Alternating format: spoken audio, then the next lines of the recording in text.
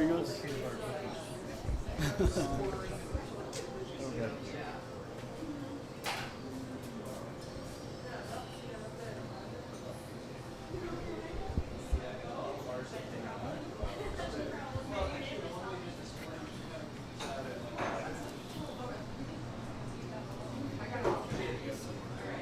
Now on the tuna, do you want everything? Lettuce, tomato, onion.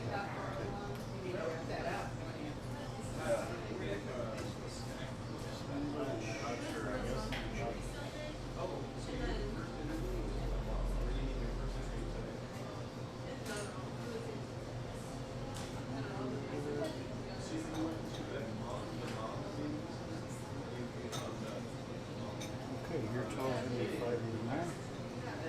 So I don't have Oh, that's cash. fine, that's fine. Yeah, no big deal. We use Square, and so it's like really simple. Yep. And then, do you want a text receipt as well? 262. Oh, looks like, did we use your card before? I don't. Somehow you I've you used Square Square before. before, There yeah. you go. There you So, go. yep, Cool. that number's already associated with it. Huh. So, yeah, you'll get a text I receipt. don't know how I feel about that. Right, that's what I said. Because I went to an antique store one time and I used my card and they go, oh, you're PatGleason. I go, yeah. How'd you know? Weird. Square, yeah. Somehow it's interconnected. You know. All right. Cool. How you Thanks. doing? Can I get a box for this? Oh, sure, sure. Should go box? Yep, not a problem. Yep.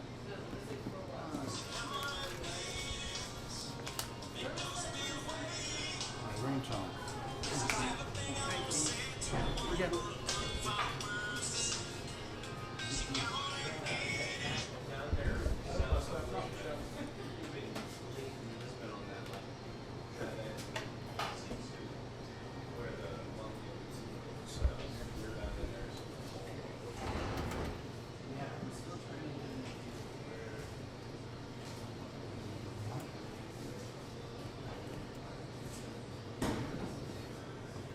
Good cheese.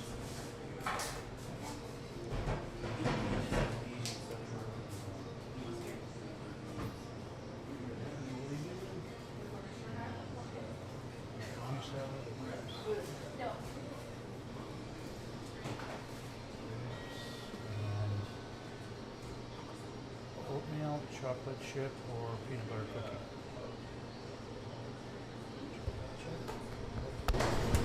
All right. What's the name? Therese? Okay. About 10, 15 minutes. Sounds good. And we'll see you when you get down here. Thanks.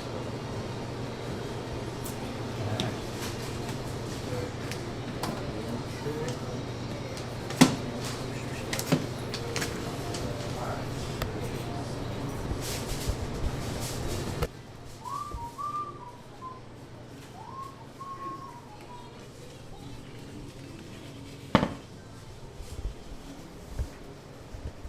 So as I say, better than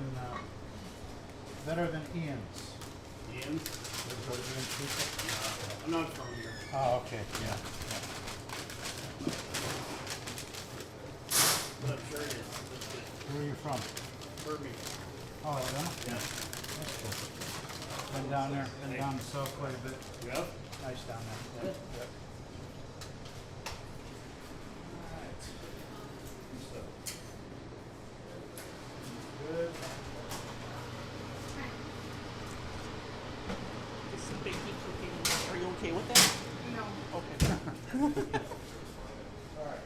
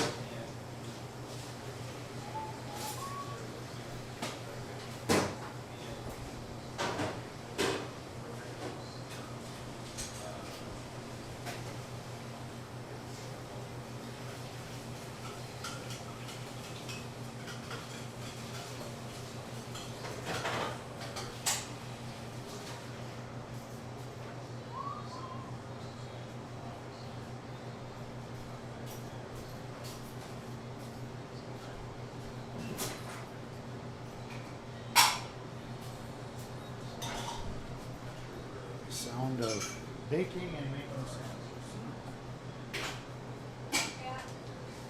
Hi. Yes.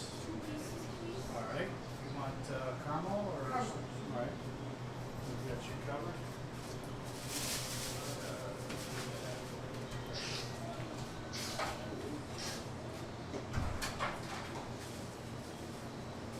If I could get 2 small chilies too, Okay. if we still got some left. Hey, Chef. Yeah, Hey, how you doing? How you doing, man? Good, how's it going? It's going all right. Good. You know, I ain't forgot about you, man. Oh, that's cool. You know, Yeah. I just have to come in here and, you know, I ain't speak to you in a while. See, doing good. Everything good? How was your Father's Day? Oh, man, it was great, man. I was at Sherman Park as far as the picnic, Oh, that's free cool. haircuts, That's free cool. food. Cool. You know, I'm going to go down to Jackson Park tonight. Okay. You ever go there? Yeah, we went the opening night. I hope it don't rain on my plans tonight, so Yeah. it's Yeah. tonight, so Yeah. I just came to speak to you, man. All right, sounds good, Randy. Yeah, I'll come back and see you, all right? All right, sounds good. I'll talk to you later. Okay.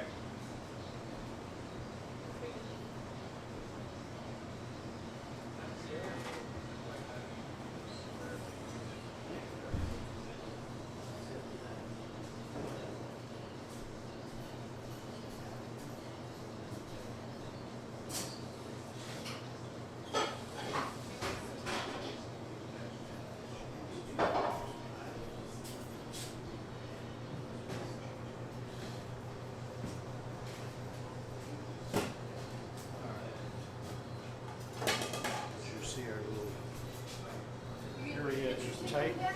What's that? You get your picture taken? No, it's actually a digital voice recording, sound recording. Yeah. I gotta have surgery next week, Wednesday, Oh, really? on my elbow.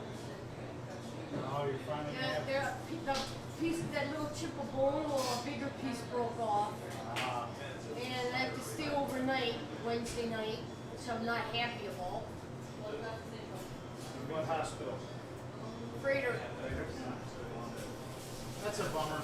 I don't have the time yet, you know, because they have to see if any emergencies come up or, you know, what's what. Right. I went for my pre-op yesterday, so I got that all done. That's cool. Not looking forward to it though. Still haven't heard anything about the house, which is no news, good news type thing Yeah. right now. Yeah. Gives us more time to save in case we have to leave. Yep. Did you see my post on the internet about the store on 45th North? Yes. Yes, I'm not really crazy about that. No, we're not either. I mean, they'd stand in the middle of the street, like 10 or 12 of them, and you could see the money and drugs going back and forth, and then they threatened to kill Trooper, Yeah. giving us the finger all the time. Well, here. While I'm getting this ready, give this a read, and then if you want, you can sign it. It's a letter that we put together to give Alderman Stanford. You know, I filled out a form for him.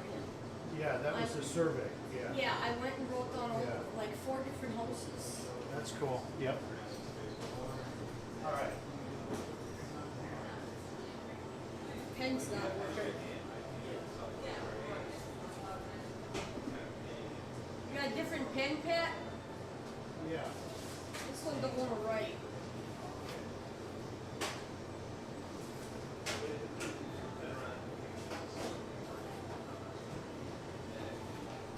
You know, like I know, Fred told me he kind of blew up at the meeting a little bit because, you know, one person was in Mequon and one's on the south side. Why do they want to open up something over here? They won't write for it.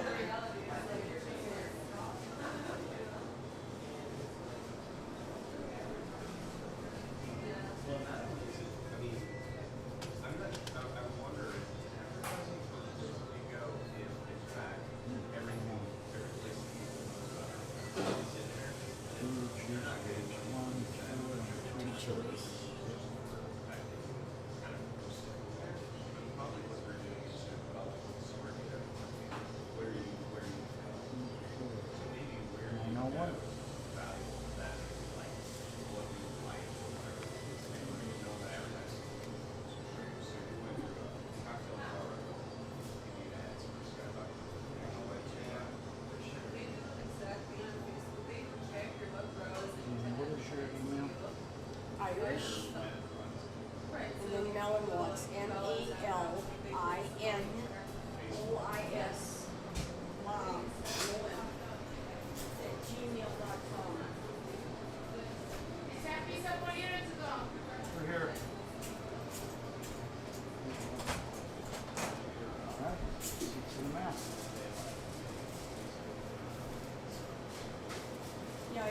this bond typed up saying that, you know, their son was shot from two of those kids that hung on out on that corner back, you know, in those six. Yep. And this Fred wasn't too happy there for a little while. I mean, we got 44th in Lisbon, you got 46 in Warren. We got too many. Yeah. And then I looked at that concentration map, my God, they're all over the place. And then they go, well, we want to do fresh fruits and vegetables. I thought, Yeah, I believe it when I see it. well, like it said, the best thing to do is to show up with the license when they go for their license. Yep. Show up. Yep. And Fred's been talking to Matt, and Matt said, I'll come and pick you up, Fred, we'll go down together. Definitely are against it. What is this with this hospital ice? That was one of their proposals. I think that's like They're gonna when I have wholesale. surgery. Yeah, well, you you know, don't care. When you come out of surgery and you're in the recovery room, Yeah. and you're chewing on chips of ice, well, they want to wholesale hospital ice. I mean, the only thing I can think they could use it for is somehow, I don't know, cooling off the crack pipes or something. I don't know. I don't know. I thought, you know, fruits and vegetables, there's a farmer's market that opened up last Saturday at Washington Park City. Or there's one up here on National, you know, like 70-something. When you go to a farmer's market, it's, you know, Yeah. they're gonna sell a lot more there than they will on 45th and North. And then, you know, one guy said once they get their license, it's gonna be hard to take it away. So, That's true. Yeah. Fred's, well, I'm Yeah. going to the meeting, I'm gonna be against it. You want croutons with the chilies? Yeah, two of them.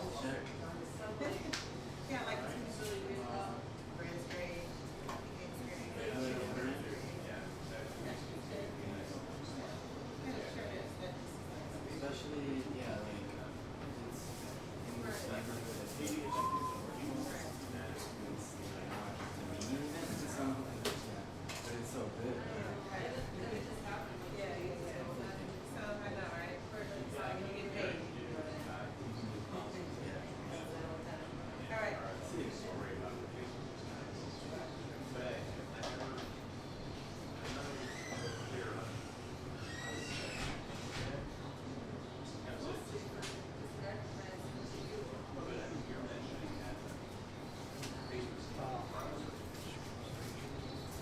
Deep dish pizza with the mango tea.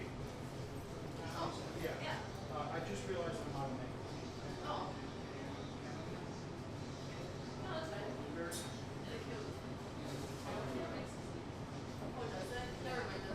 Blueberry? Okay. Can't I make gotta you try sleepy. that pizza. Can't makes you sleepy. Never heard of it. Pizza's my favorite food. Oh, you never tried our pizza? No. It's basically one of our bread rolls, and then we open it up with the pizza sauce, cheese, vegetables, and pepperonis on there. Do you have like sausage and pepperoni in it, or Just pepperoni. pepperoni? Yeah.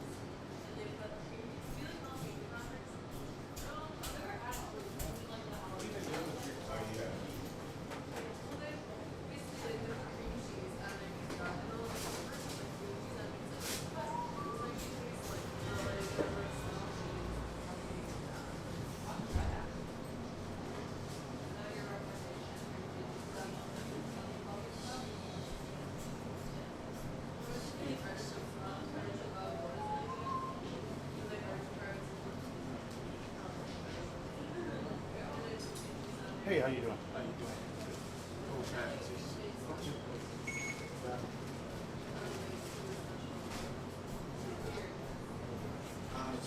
wanted to see coffee. Oh.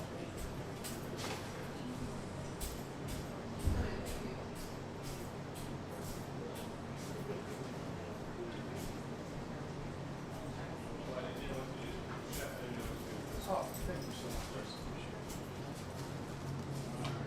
Appreciate it. Coffee.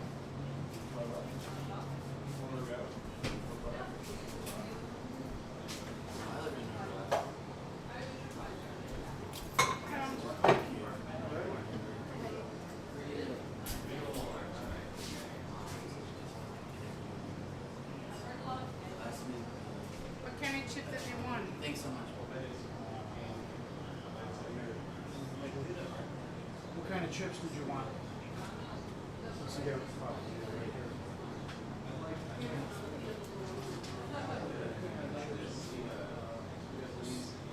Sun chips are fine. Okay. Which ones? We got French onions. Yeah, green ones, good. Grapes, chocolate chip.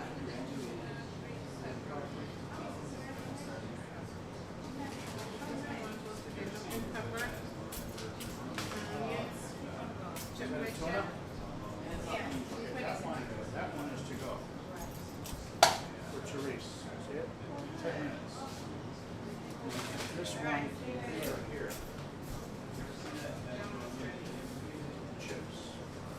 No, the chips is the one to go is for here.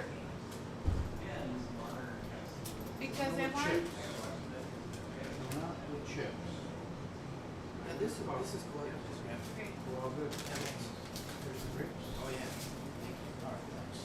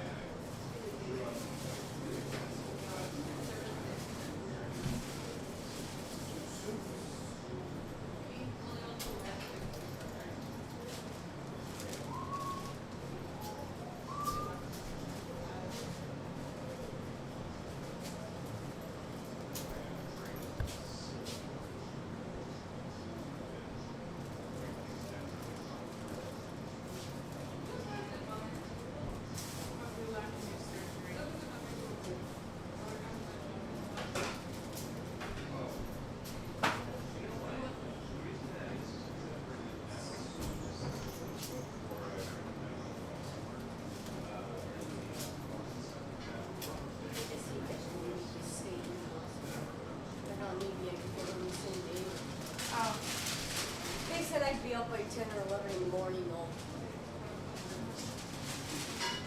Cause the doctors come in really early because they need to get you out, so they got the room for the next patient. yeah, we're going to make some. Do you have some soups? Keeping you busy.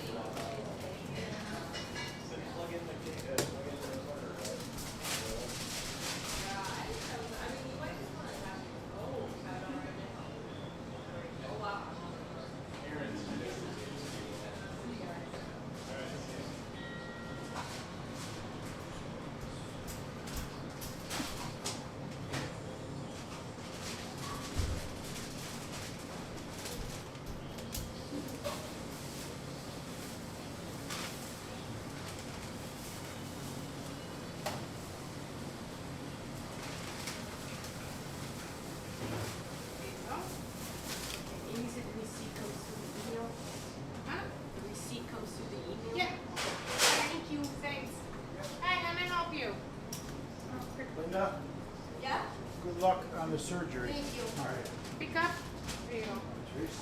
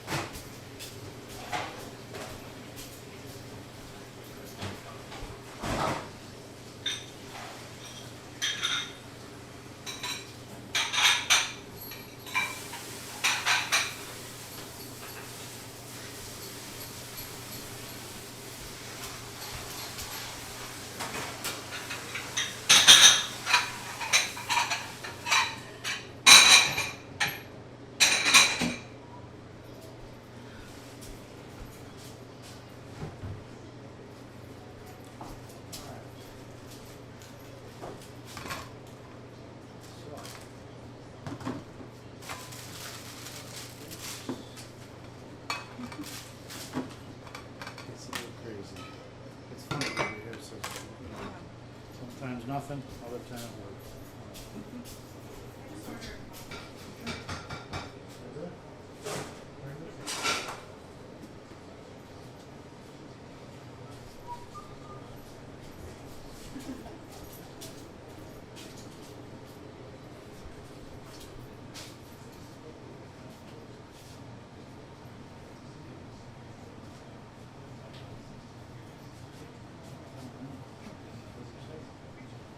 Everybody enjoy having a piece of cheesecake? Good.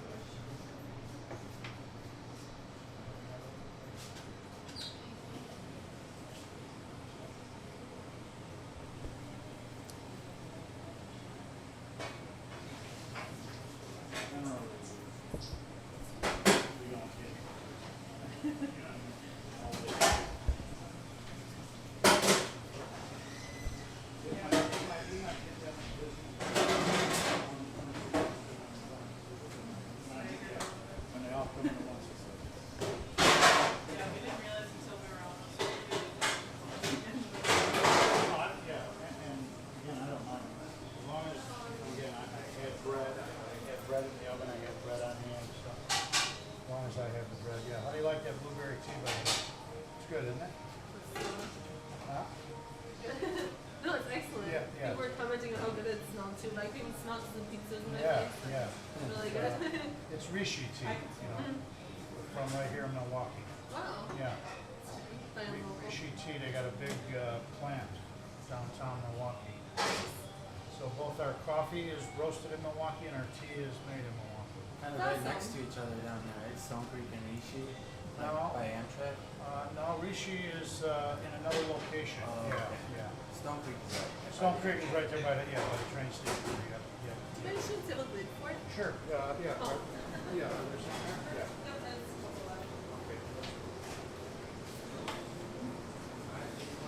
Yeah, pleasure. All right. Take care, guys.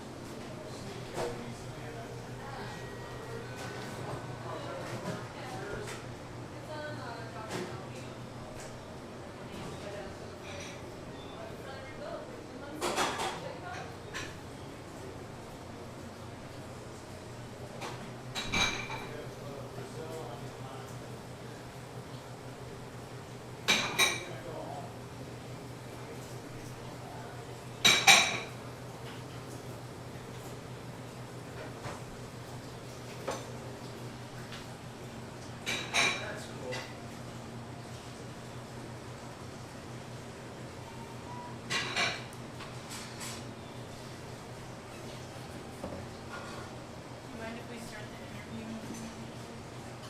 No. Let's see here. Yeah.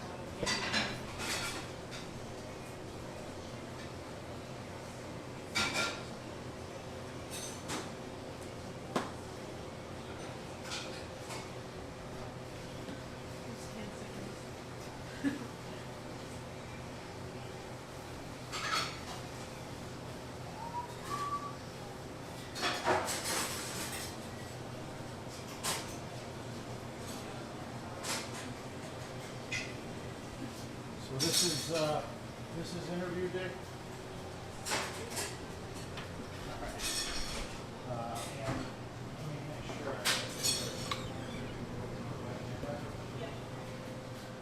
All right. Give me about 10 minutes. Yeah. Get my kitchen back together again. Yeah. Yep. So a day in the life at the Bus Stop Coffee Shop.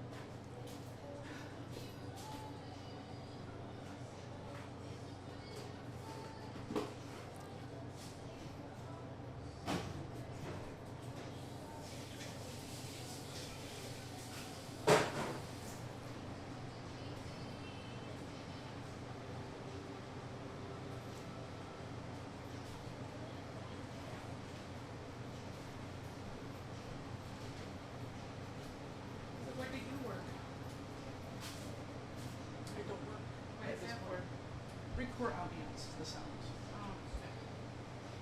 Somebody's gonna hear it and decide what is it? Filming.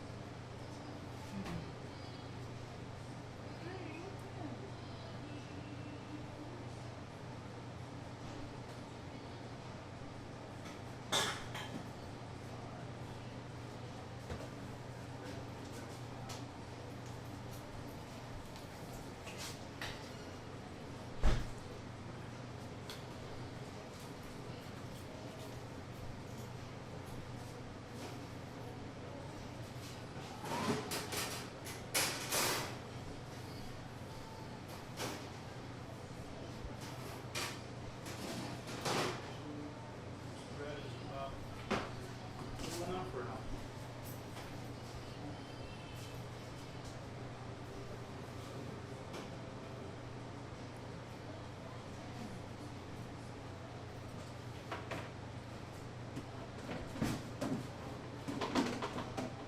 Alright. So, hon, we're gonna do a little interview. Okay?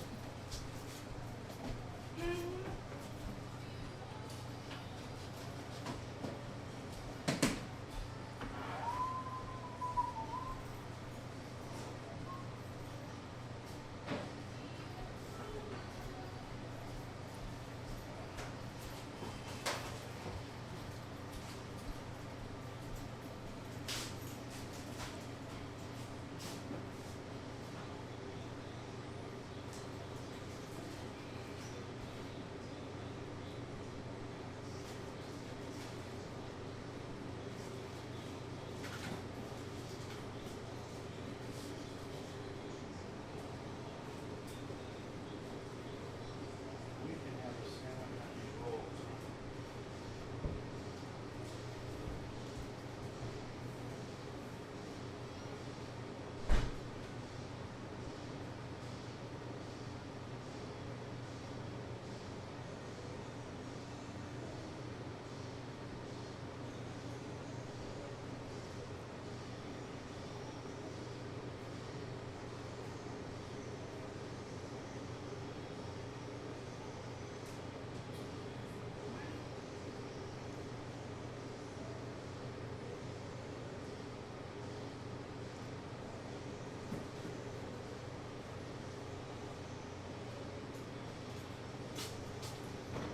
She's with you? All of them? Alright.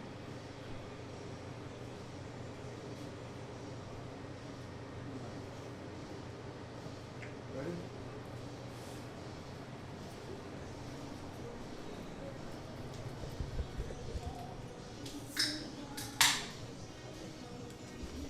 So, where do you want to do the interview? Yeah. Okay.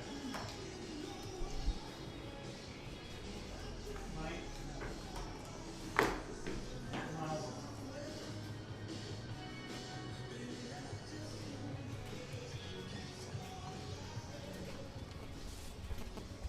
So I might have more pictures.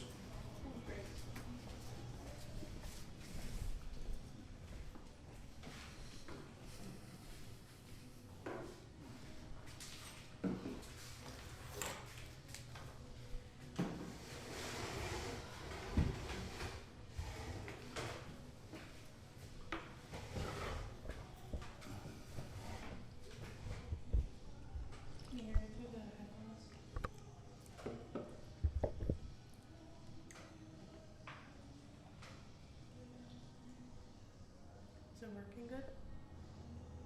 Let's see. I don't hear anything through the microphone. Well, a little bit. Yeah. I can say it's all 6. Okay. Yeah, It just make sure should the be. levels are fine. Yeah. All right. Well, welcome, Pat, to the interview, and this is part of the BLC Field School, and you're the owner of the Bus Stop Cafe. And if you wanted to tell us a little bit about yourself, what you do. Well, I do all the baking for the Bus Stop Coffee Shop. I do the bread, I do cheesecakes, coffee cakes, cookies, muffins, and sometimes a variety of different things, lemon cakes. Sometimes my wife will help out and I'll make a lemon cake and she'll convert them into cake pops, dipped in chocolate and drizzled with lemon glaze and stuff like that. So we just do a variety of light duty bake shop things. The big thing is the bread production, based on the sandwiches that we sell, you know. So pretty much every day we make bread. And otherwise, we're open from 7 in the morning till 3 in the afternoon. We live upstairs.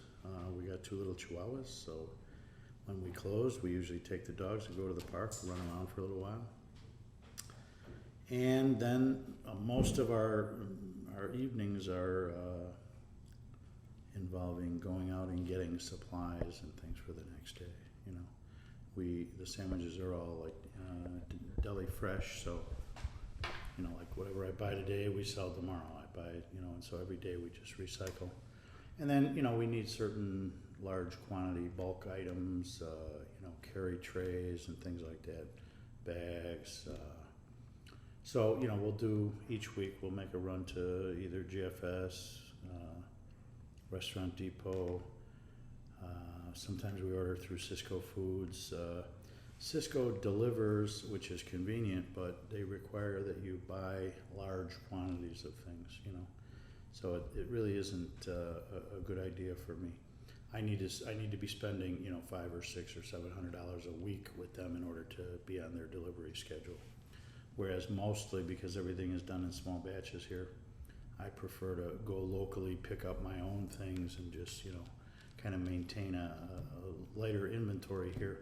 Sometimes we go to Costco and Sam's Club for some bulk items, and but you know, so yeah, we spend a lot of hours just, you know, running that little coffee shop.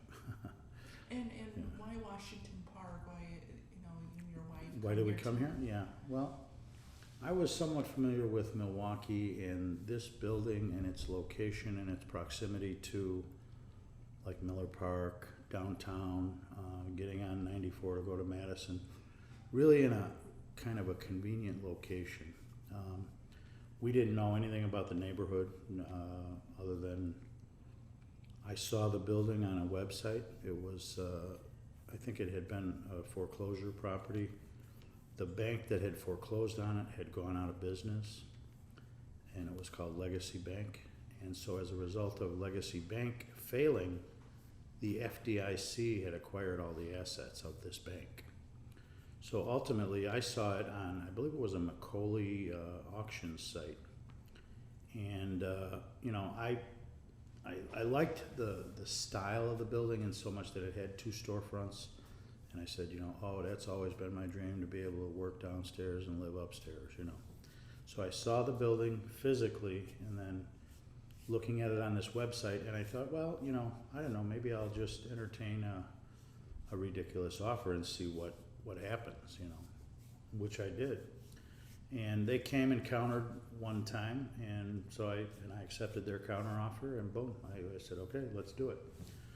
My wife and I had come, we looked the building, it was in really bad shape, needing a lot, but our anticipation was we were gonna just do a gut rehab. So we were gonna basically bring it down to bare studs, and we did. So in essence, it's like a brand new building inside of an old shell. The structure and the foundation seemed to be intact. Didn't, you know, there had been, obviously the roof was in need of repair. And so we started there. It was like, first thing we gotta do is put a Band-Aid on it, you know. Stop the water damage, stop the leakage, stop the black mold, you know. So we started with a roof, and then we, from there, started just ripping everything apart. We did a lot of the demolition work ourselves. You know, we bought big claw hammers and pry bars and stuff, and just started ripping the plaster out and ripping all the lath off and just getting down to bare studs.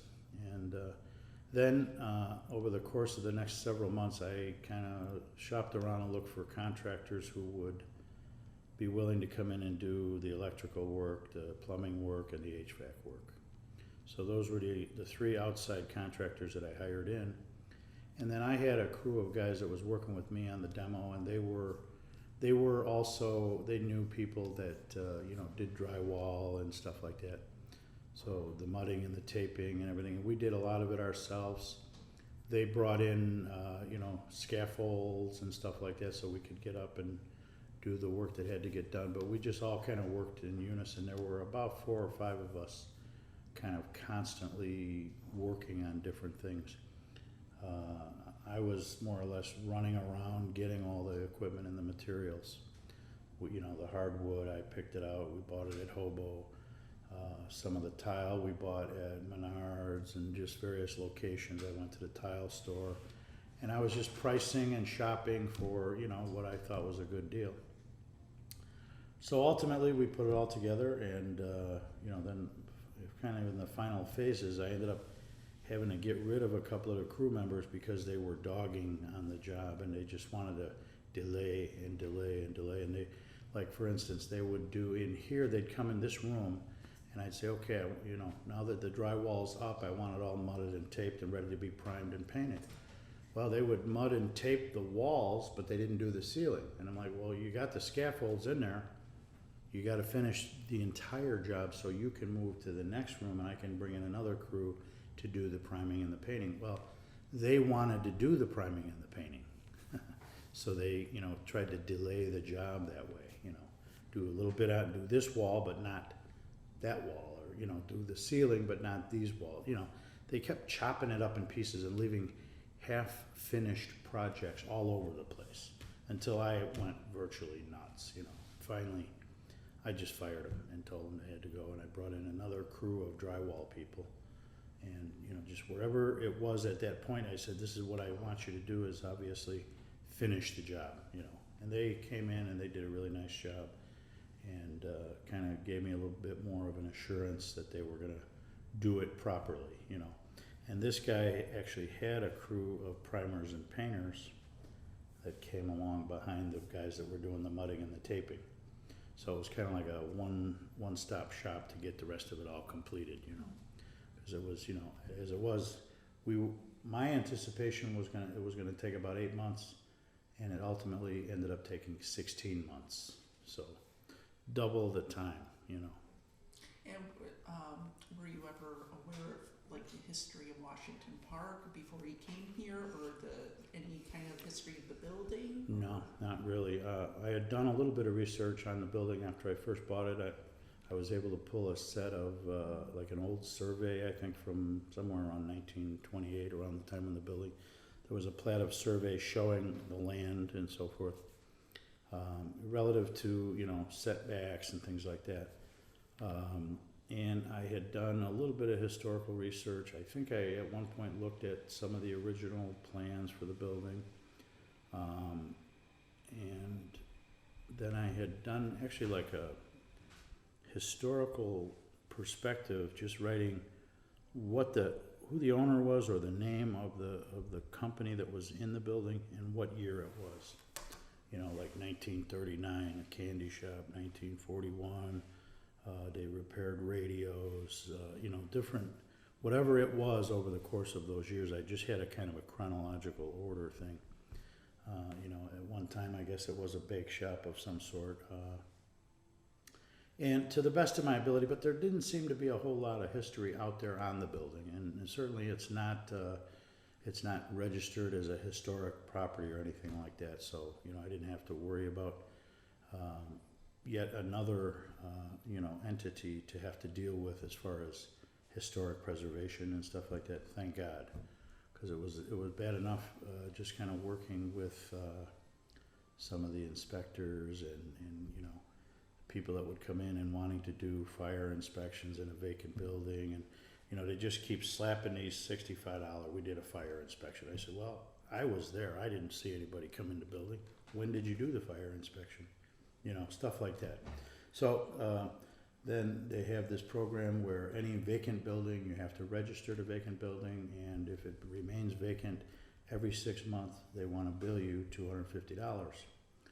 So even though I had bought the building and I was working on the building, and they knew I was working on the building because I had a lot of inspectors coming in, and they still wanted to deem it that it was a vacant building. So they billed me $250, and then they billed me $250 again, and then they billed every 6 months. They would bill you $250. And then one time I wrote a letter and complained, and they sent me one of the $250s back. But 3 weeks later, I get another bill in the mail for $250. So eventually I wrote a letter to the city and I said, I don't know if the left hand doesn't know what the right hand is doing, but somehow along the line, I thought you really were more in an interest of wanting to bring, economic development into the community and stuff. And it sounds like those are all words, but when it comes to the action, you make it more difficult than it should be or than it has to be. And it was just one thing after the next. What is the square footage of the building?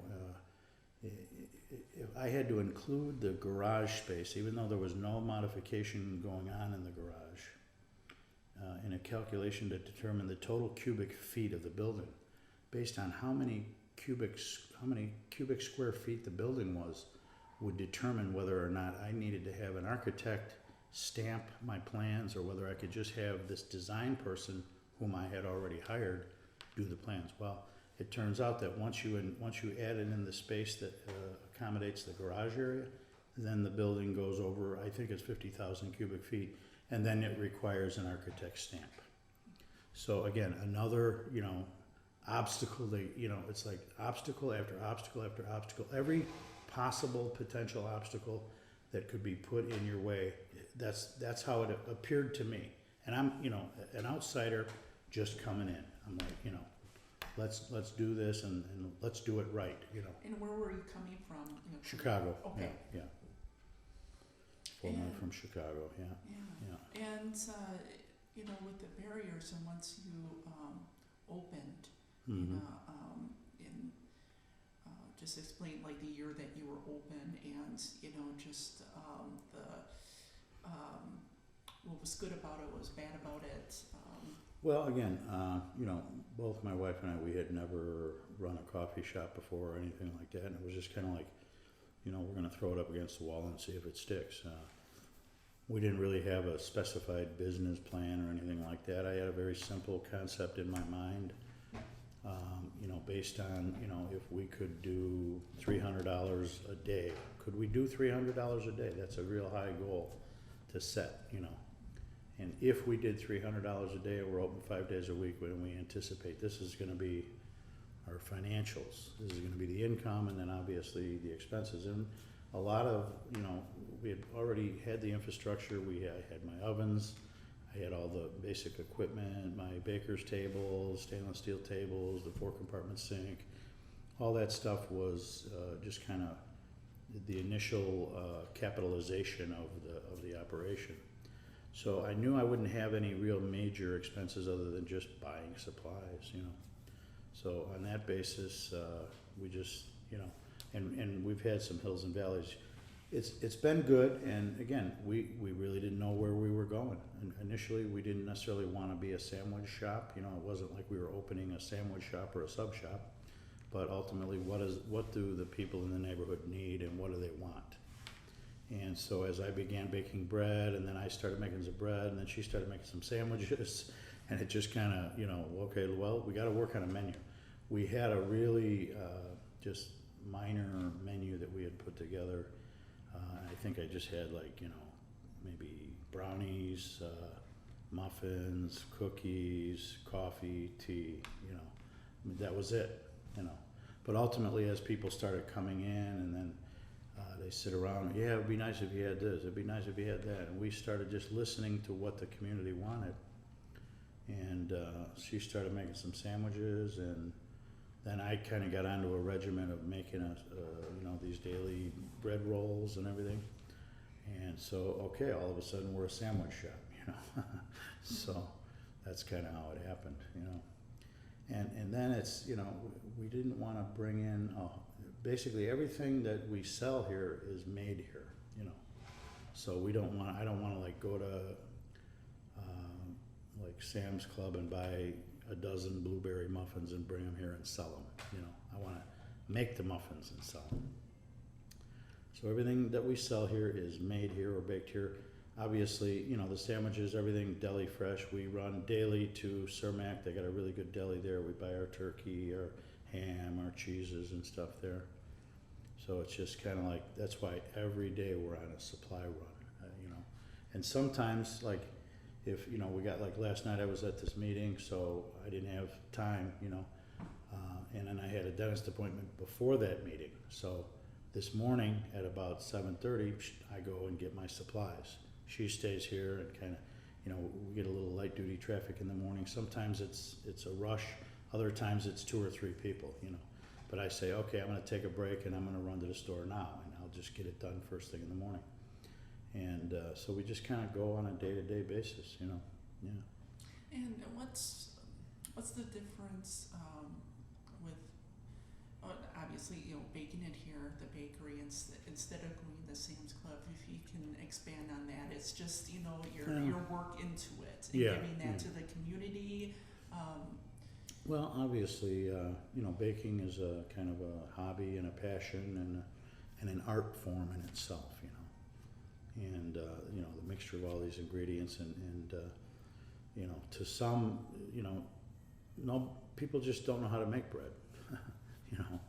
And I've been baking bread since 1996 and just more or less as a bread aficionado and artisan bread maker. I used to do a lot more with like, you know, the French breads, the baguettes, the boulets, but you know, the sourdoughs and things like that. People in this neighborhood, they don't really know about it. They really can't appreciate it. They're used to, you know, Wonder Bread, white bread in a square, you know, made in a Pullman pan. So even some of the breads that I come with, which are basically free-form loaves, you know, I do make other regular loaf breads we cut for the toast and cinnamon toast and stuff like that. But just the fact that it's homemade and baked right here on Lisbon Avenue, you know, that to me is something that the people in the community, they like that. They like it. Yeah. And when did it start at the beginning when you opened your business that people started to come in, or was it gradual, or? Well, we never really had a big, you know, like frou-frou grand opening because one, we didn't want a grandstand in the neighborhood. We didn't want it to, you know, again, a predominantly African-American neighborhood, and, you know, these white people are opening this business over here, and we just didn't want to,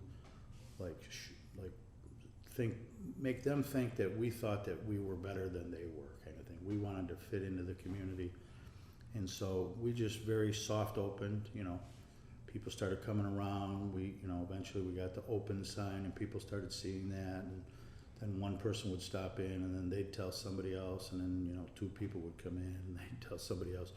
And it just started skyrocketing. And then I put together the Facebook page and put a Twitter site, you know, up there, and just started doing what I could. We started running some small ads in the Shepherd Express, and just a lot of word of mouth and social media. That was our biggest draw for people.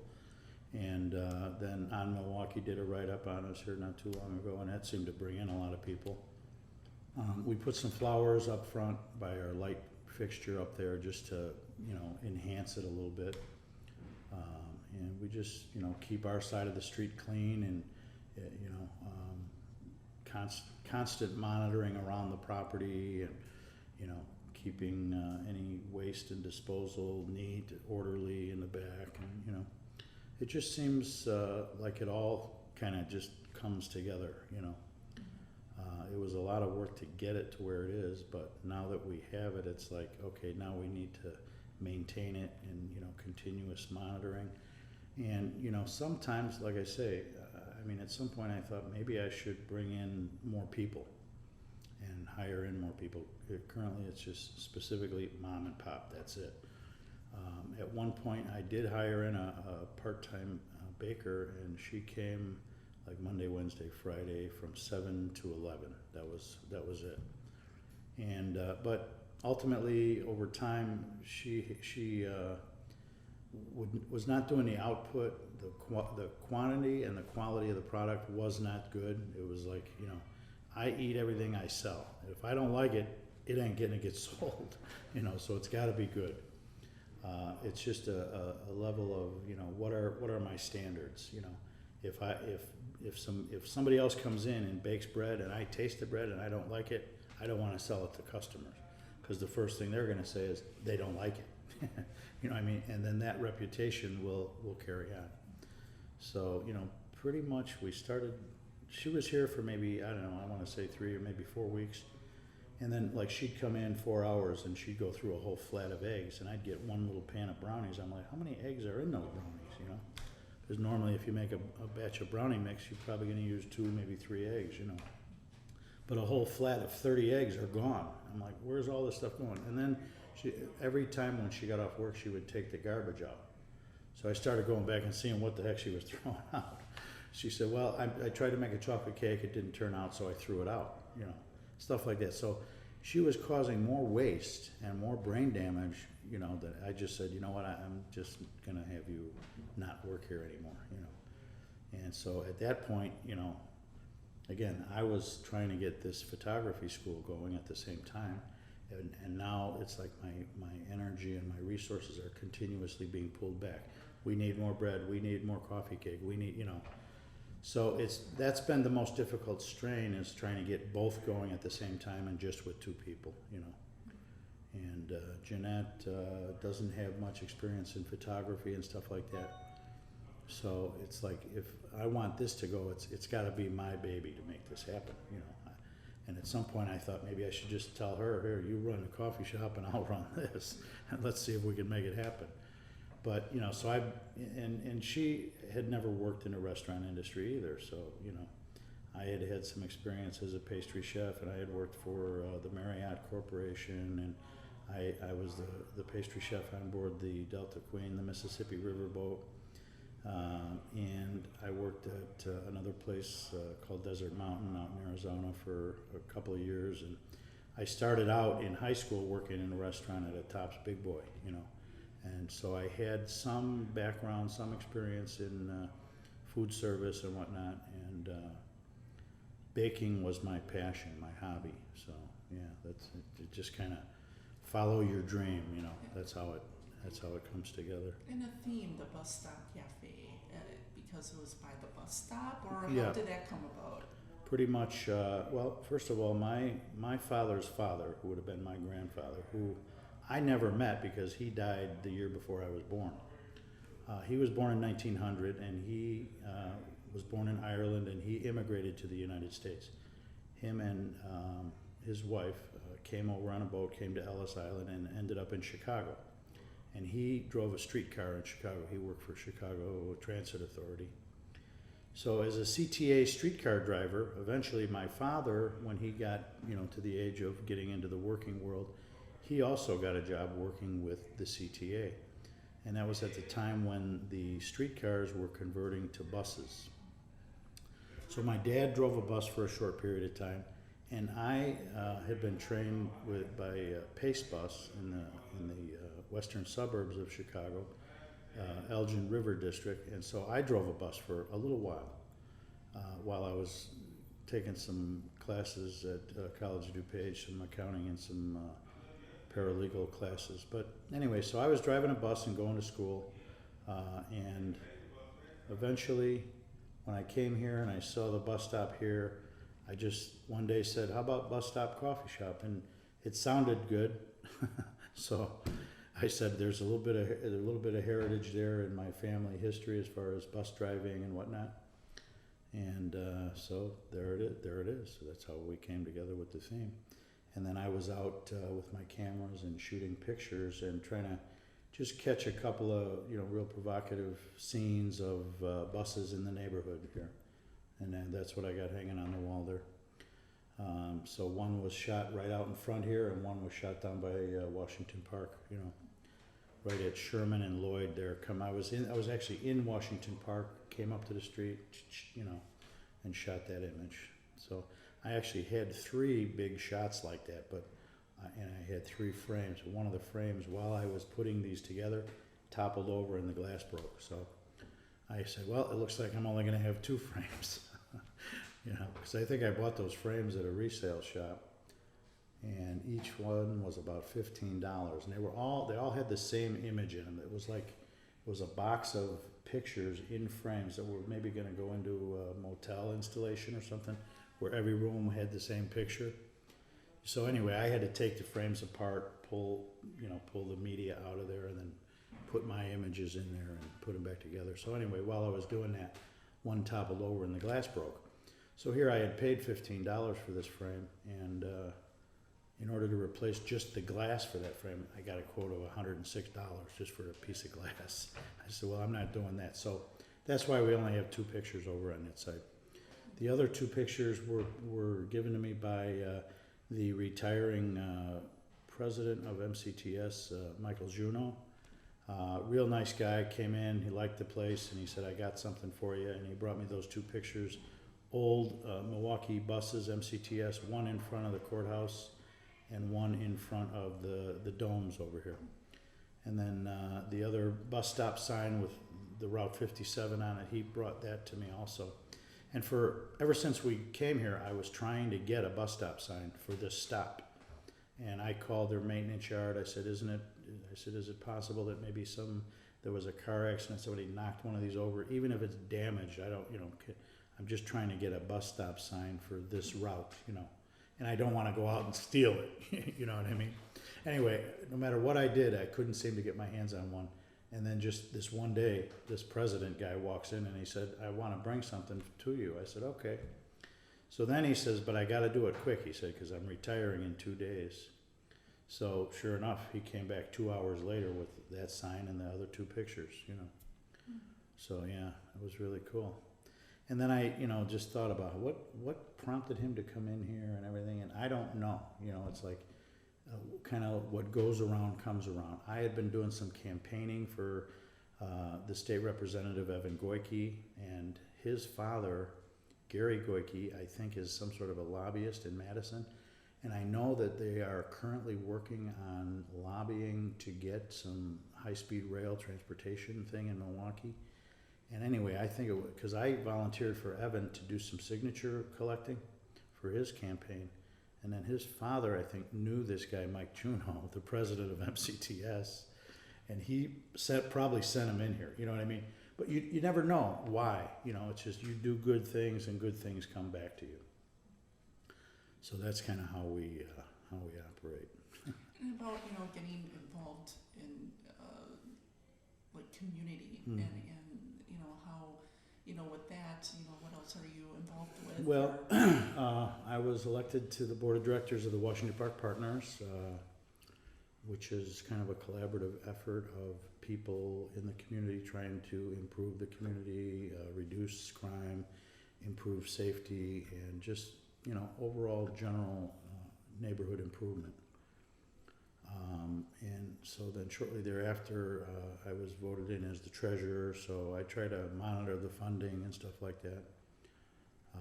And I do the best I can with it. Sometimes it gets a little, political. I don't necessarily always have the same viewpoints. Prior to being elected on the board of directors and prior to becoming the treasurer, I was continuously always asking the question, what's happening with the money? Where's the money going? What are we doing? What are we doing? And so it was kind of my perspective was that not enough information was being communicated to the people that are contributing to this effort. And so it seems like, they've increased their capacity to communicate with some of this stuff. And again, it's a very difficult area because even, for instance, recently having a special election for a replacement of an alderman in the entire 15th aldermanic district, only 9% of the people came out to vote. So we're living in an area where 91% of the people really don't care. Most of them are renters, they're transient people, they don't have an established history here, maybe they're gonna live here for 6 months, maybe they're gonna stop paying their rent, maybe they're gonna get evicted. You never know what, you know, what the real stories are. And again, that type of atmosphere seems to thrive with crime and drug use and prostitution and all of these social problems that it's almost like sometimes I've thought of it from a perspective of maybe that's the way someone wants this community to stay that way. You know, again, sometimes I foresee that.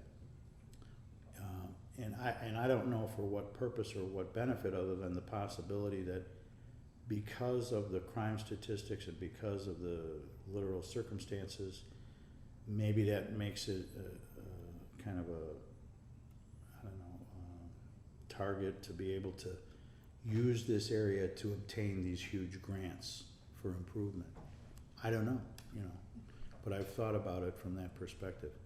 Why can't this community improve itself? Well, you know, what's driving the bus that keeps it where it is? You know, we get money coming in from this burn grant initiative, 600,000. We're all of the homeowners in the area that own either residential or commercial property are contributing to this neighborhood improvement district through Washington Park Partners, through the NID, and that's about 165,000 a year. And this, you know, the money's coming in, and so where is the visible impact that these funds that are coming to this community, where is it showing up in real life on the street? You know, where do you see the impact of all of this funding? There was another $175,000 additional grant to enhance the shot spotter system that's in our neighborhood so they could detect when and where gunshots are fired. So again, all this money keeps coming in, but what is the real impact of it? You know, is it measurable? And you know, are there improvements? Still, you got a lot of vacant storefronts. You got a lot of, you know, why people don't want to come here? Why don't they want to come here? Because it is the way it is. Why does it stay the way it is? If all of this money's coming in, what's happening to it? And that's been my big question ever since I moved here. You know. So have, it sounds like, you know, there hasn't, since you've been here, not much improvement. Do you, but have you seen just a little bit of improvement? It seems like with building a store, yeah, and people just slowly come in, Mhm, you get to know one another. Yeah. Do you think that's part of the solution? Well, and again, yes, and I do. It's just one piece at a time. It's, you know, that's all you can do now. And I have noticed, you know, some noticeable difference in just overall certain like neighborhood communication. Now, maybe it's because by now I know some of these people and some of these people know me. So it's a different outlook than when I first got here. When I was a stranger, they didn't know me and I didn't know them, you know what I mean?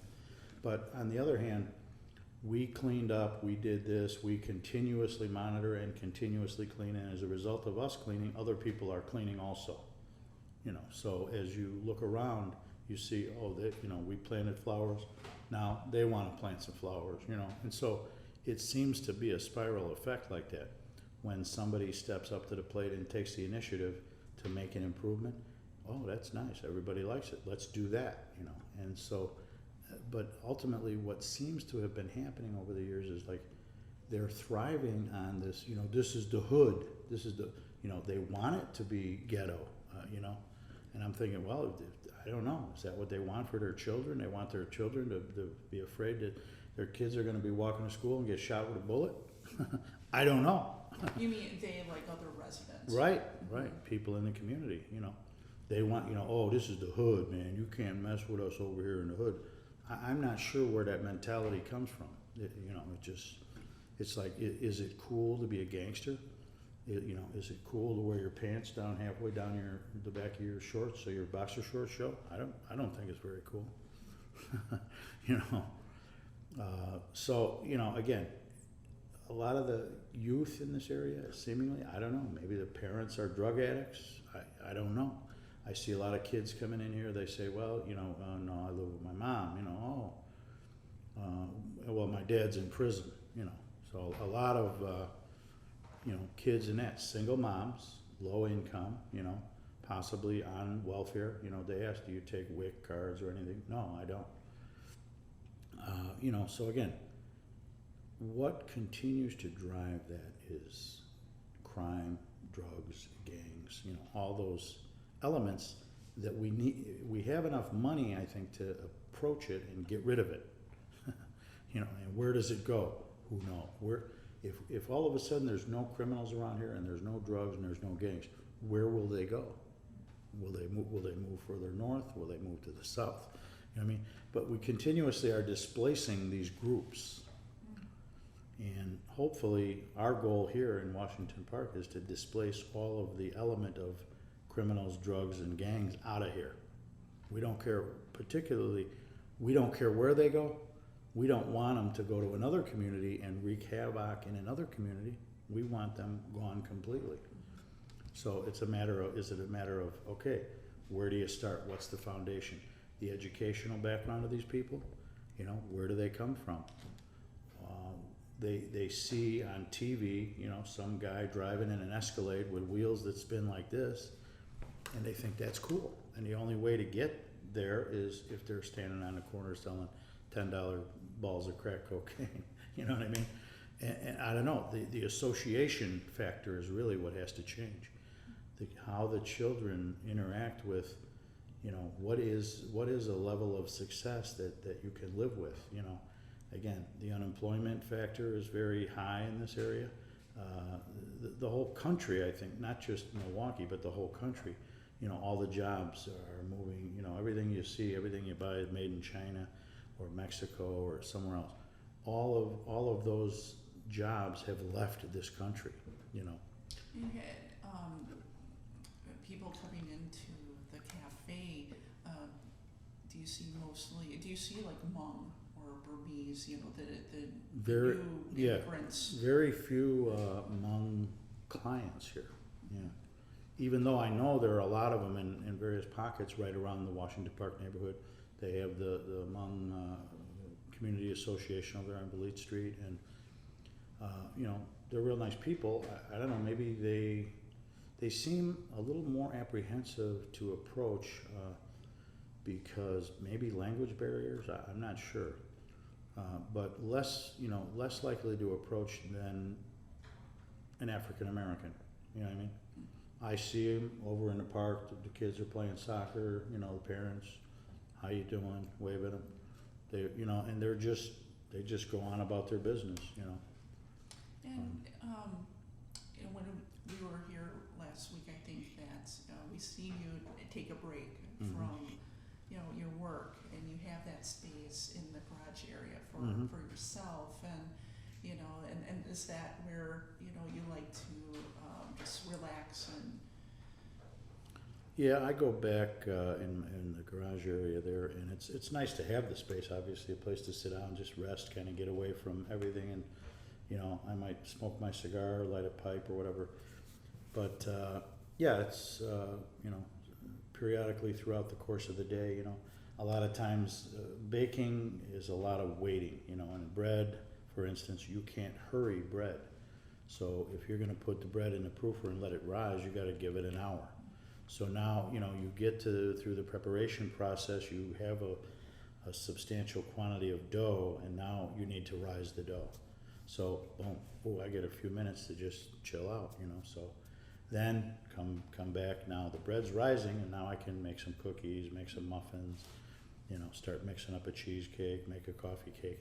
And again, the mixing process is very mentally labor intensive. Most of the time I don't look at any recipes because I've made these things so many times that I just kind of, you know, you know, it's got to be this and so many tablespoons of this, and don't forget the vanilla, and you know. So it's just, you know, regimented preparation time for each product that I'm gonna make there, and then the baking time, and of course, you know, thankfully I've got the timers on the oven, so the bread's ready. Boom! I hear the noise wherever I am. You know, if I'm in a garage and I got bread coming out of the oven, I know because I hear the buzzers going off. You know, so that's kind of nice. You know. And you know, with that pipe aroma, what is that?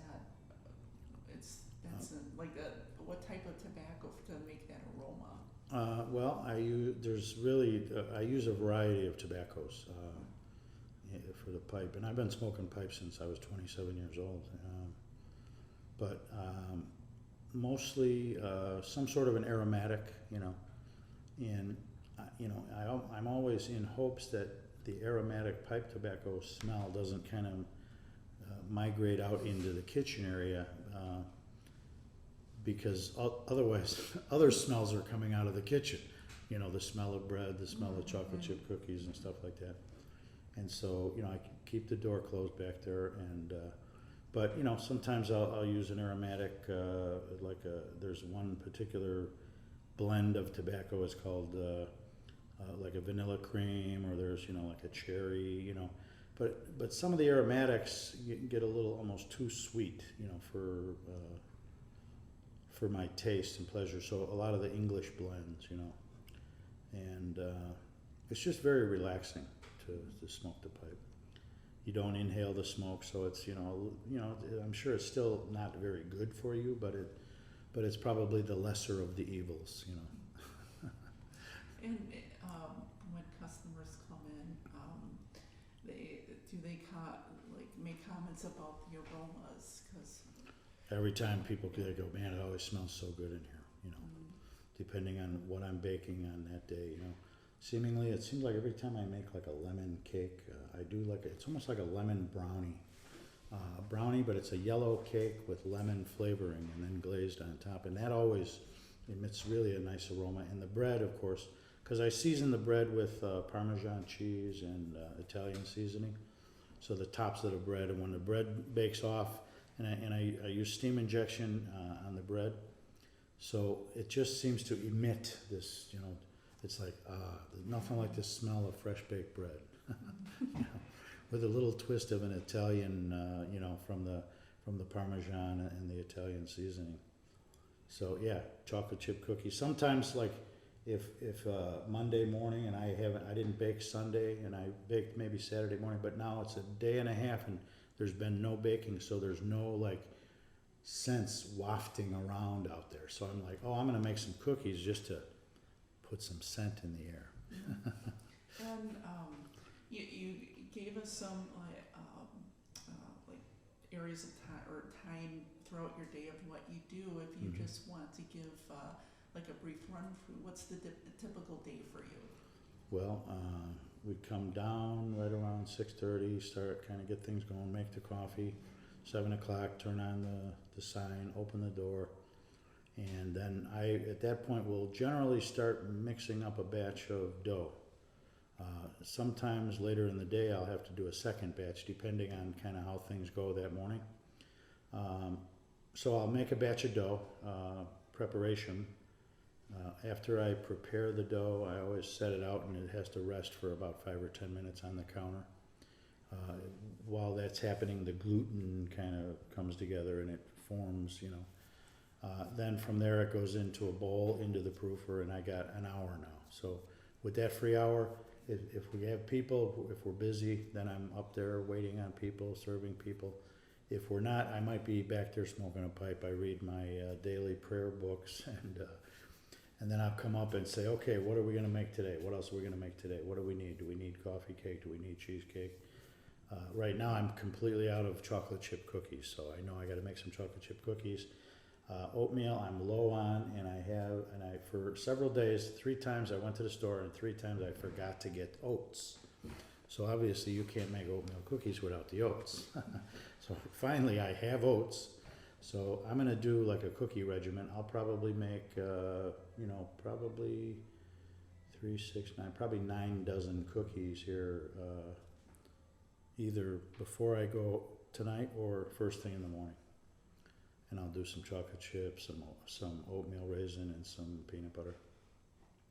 And I just kind of keep a big supply of those going. And then throughout the course of the day, I might come out and, I try to talk to the patrons. And if there's a group, today we had a group of ladies up there. The 3 of them were all retired teachers, and one was doing some knitting. She was knitting a little throw, kind of a summer throw. And so, I sit, talk to them, and You know, just kind of get to know them, what brought them in, how, you know, what did you hear about, how'd you hear about the bus stop coffee shop? And, oh, we saw an ad in Shepherd Express, or, you know, wherever they tell me they came from. I said, well, and then, of course I just, you know, thank you for coming in, and, you know, tell your friends and neighbors, and, you know, and again, it's just word of mouth, you know, but oftentimes I'll sit out there once in a while, take a break, have a cup of coffee. A lot of just real local neighbors from right around here come in virtually every day, you know. A couple of guys from next door, this guy Nick and a guy Lemoyne, they come in, they're brothers. Lemoyne is one of the guys we named one of the menu items after. So we got the Lemoyne special, and then Uncle Kenny, he lives over here on 45th Street. He comes in and we named one of the menu items after him. So we got the Uncle Kenny special and the Lemoyne special. So other than that, I mean, it's just sometimes hit or miss. You know, it's like depending on the volume of traffic that we get in, it allows us to either, you know, go crazy or just have an easy day. You know, some days are a little easier than others. You know, if we could try to regulate it in some way, it would be nice, but I don't see that there could really be a way to do it. Oddly, like today, before you guys came in and there was what, I don't know, 8 or 9 people at one shot, you know, that's a big blast for us to handle right off. Not to say that we couldn't do it, and oftentimes we do some outdoor catering where, you know, there might be 25 people. We'll do 25 box lunches, and once we kind of know and we can prepare and have a little advance notice, then, you know, we could put out the food. But when you just get rushed with, you know, 8, 9, 10 people at once and stuff, so it gets a little hectic, you know. And especially if I'm in the middle of baking bread and she's got to come back and make sandwiches, because I've got dough balls all measured out and laid out on the table, 4 ounce, 4 ounce, 4 ounce, 4 ounce, you know, and I know I'm going to be making 18 rolls, and right now I haven't shaped them, so they're not yet in the second rise. And she needs the table, you know, so our space is kind of an issue when it comes down to, you know, at least if we have a little bit of an advance notice, then we can kind of organize our space a little different, and we're not like running into one another, because it is pretty tight back there, you know. So yeah. Any funny stories or favorite memories? Of this place? Yeah. Well, wow. Well, I know that during the course of our building this place, we oftentimes, we seem to think that the building might have a ghost, and it resides here, and it seems to be a pretty nice ghost. And one time, my wife was upstairs working on refinishing some of the woodwork around the front window trim, and she had a sense that somebody was watching her, and she looked over and literally saw this person in a black coat and kind of one of these hats, you know. But the person who was the ghost didn't realize that the wall wasn't there, you know, because it was gutted now, it was just studs. So this ghost thought he was hiding behind the wall, in essence, but when she looked over, because the wall literally wasn't there, she could see him, and then he disappeared. We've heard music box playing sometimes from down in the basement. We don't know where it's coming from, or, you know, so we have this thing that there's a ghost in the building, but he's a friendly ghost. Sometimes we used to smell, before we had any equipment in here, everything was gone. It was a bare bones building, and we smelled food cooking in the building. You know, it was like, wow, you smell that? You know, it smells like somebody's cooking bacon and eggs or something. And just so, you know, we've had all of these senses affected by this ghost who we think is still here, you know, and he's really happy with what we did with the building. So, yeah. Have any of your clients ever mentioned anything? I've had a couple people say that they've had a sensation about this presence, you know, and one guy, Pierre, was like, one day before I had the drywall up on the stairwell, so literally you could be in the coffee shop and you could see right up that stairwell before I put the drywall there, And one day we were kind of going out that door area, and he like looks up, oh man, you know, he's like, he saw somebody up there, you know. So other people have seen it, sensed it, felt it. I guess it's a matter of a level of, you know, whether you're a believer or not, you know. But ghosts aren't always bad things, you know. The spirits of the past probably reside in the building somewhere, you know. Yeah. I'm curious. Can you tell us how you and your wife met? Yes, at a time, some years ago, I had kind of been into a mode of a semi-retirement, and ultimately I was bored, so I needed something to do, and I took on tax preparation. And so I ultimately became a manager for an H&R Block store. So I managed a store in Hanover Park, Illinois, and I had 7 preparers and myself. And Jeanette was hired as the person for customer service. She answered the phone, and people come in, and she would say, "Oh, well, let me put you with so and so, and we're going to do your taxes," you know. And so we met at an H&R Block office, and about 1 year later, we got married. And that was 3 years ago. And what we did, obviously, because I don't know, it was just like a theme. Well, we met here at H&R Block doing taxes. Tax day is April 15th, so that's the day we got married. We got married on April 15th of 2011. Yep. So we just had our 3-year anniversary here, April 15th. Yeah, and so oddly, her previous husband had died of cancer. He had throat cancer, and the father of her children. And she was single for 10 years, as I had been divorced and was also single for 10 years. We're both about the same age. I'm about 6 months older than she is. She had 3 kids. I had 3 kids, you know, and both of us had been single for 10 years. And both of us had only been married once before, you know. So, I mean, it was like, you know, the karma just came together, you know. So that's how it happened, yeah. And do you, it seems like you've been just so busy with the shop. Do you guys ever entertain upstairs? And Yeah, mostly for our kids and stuff, you know. Her daughters might come, or my kids might come, or you know, somebody's coming to Milwaukee. 2 of my sisters come and visit us, and we went down to see the Christmas Carol. You know, so yeah, we do. We used to do a lot of vacationing and, you know, road trips and stuff like that. Whereas seemingly since we started this project, we haven't had time. You know, we used to take some time, you know, 2 or 3 weeks, like especially right at the end of tax season, April 15th. But, you know, by the 17th, we're in a car. We're going down to Branson, Missouri, or we're going to, you know, Nashville, Tennessee, or something, you know, something like that. But we went to Puerto Rico, visited her mother there and stuff, you know. So, but ever since we started this project, we haven't had a vacation.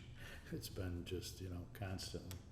And it's just now, it's like now that it's open and running and everything, it's like we almost feel like we're, in a sense, like married to it. Like, what will the people think if we close for a week? You know what I mean?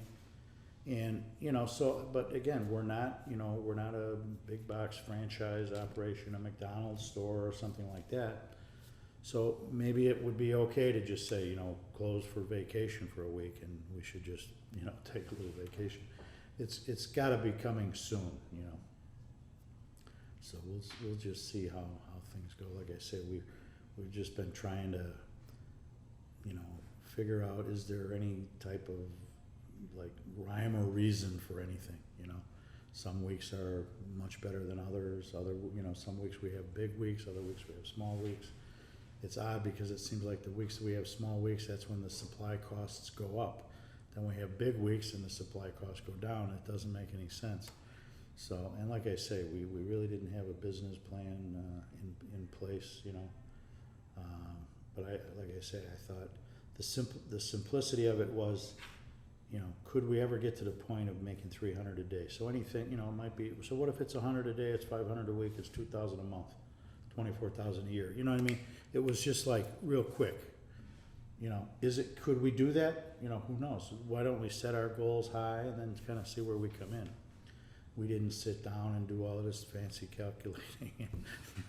Very simple, you know what I mean? So that's how it's remained, you know, and we just go at it one day at a time and just keep at it. Yeah. And to wrap up the interview with one last question, what does home mean to you? Home? Yes. We're here. When people come over to the coffee shop, it's like they're coming over to our house, you know what I mean? And so I think that atmosphere kind of prevails, you know, it's like, yeah, we're having people over, you know, that's what we do all day. We have people over. I'm baking, she's, you know, running around fixing things, and you know, home is where your heart is. And, you know, it's nice to know that we don't have to worry about weather, we don't have to worry about, you know, the road closures or anything. We come downstairs, we're here. That's nice. It's kind of a goal, a dream that I've always had, you know. Throughout my life, wherever I worked, I always moved close to where I worked. So if I got a job and I was over here and I lived way over here, I was like, you know, we're gonna move closer, you know. So like when my kids were in school, if, you know, I was 6 blocks away from the school, so if they needed playground duty, I'd do playground duty, you know. Always available and nearby home. Something happened at home, oh, I gotta leave work, go home, you know. So, yeah, I don't like the idea of, like, you know, having to travel an hour and a half to get to work and an hour and a half to get home, you know. So, yeah. Well, thank you so much for Sure. your time, Pat. Really Sure. appreciate Yeah. it. Yeah. My pleasure. Yeah, sure. Yeah. And It's gonna be an interesting little story, you know, yeah. And again, after that presentation, I kind of wish my wife had gone to the presentation last night, because she would have a little more of a, you know, insight as to what the process is, you know. And I like it. I like the whole idea, the arrangement, working with people in the community, and then putting something like that together as a historical perspective, you know. It really is. And again, that whole concept of, you know, being able to chronologically identify aspects of digital voice recording, you know. Again, I mean, you know how many pictures I have from all the years of being a photographer in digital? And I mean, I've got old hard drives full of pictures. I've got CDs, I've got flash drives. I mean, I got pictures everywhere. And a lot of, you know, most of the time I'm kind of working in a current mode when I'm into it, so that I'll kind of know, oh, I know where those pictures are, you know what I mean? But if I am to come away from it for a long time and then come back to it, and again, they have all this software to help you catalog things and all these keywords and everything, and how do you find, you know, pictures, and, you know, put names on every face of every picture, and, you know, different scenes, and, you know, I try to catalog them at least by, you know, what month and year, and, you know, shot in Africa, shot in China, shot in Spain, shot in Malta, you know what I mean? So, but month and year and where, you know, and then I can kind of browse through them a little bit, just look at thumbnails and pick out the ones I want. But everybody, and, you know, could always do better at cataloging and indexing this data, you know, and for pictures and voice, it's got to be it's a phenomenal thing to be able to act, you know, have access points and points of interest that you could just pull that out. Yep, yeah, that was really a neat presentation. But, yeah. so I'm gonna get the forms for my car, 2 release forms. Oh, okay. So, Yeah. and then Okay. Yeah.